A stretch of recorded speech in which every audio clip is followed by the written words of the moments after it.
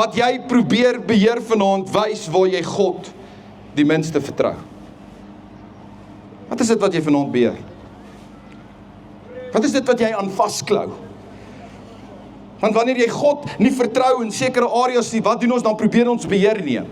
En hoe meer ons beheer probeer neem, hoe meer raak daardie area uitbeheer, en hoe meer daardie area uitbeheer raak, hoe meer probeer ons beheer neem op 'n stadium, en hoe meer raak daai area uitbeheer het, en hoe minder begin ons God vertrou.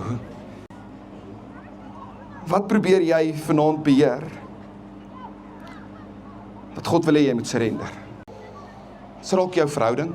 Is dit dalk jou huwelik?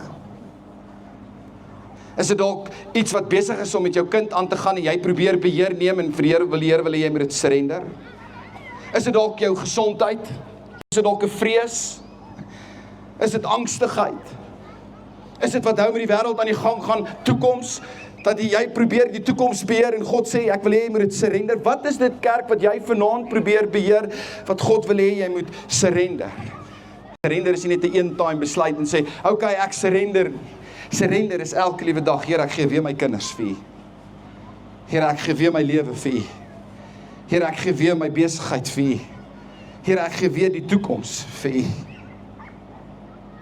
Kerk, wat probeer jy vanaand beheer, wat God wil hê jy moet surrender?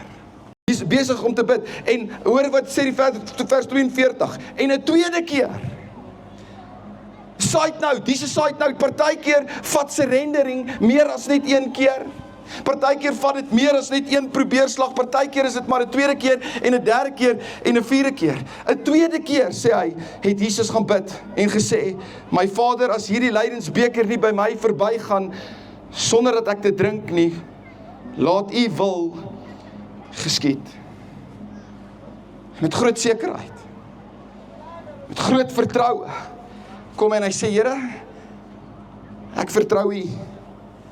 En kom Jesus in hierdie oomblik en hy kies om te surrender bo om beheer te neem.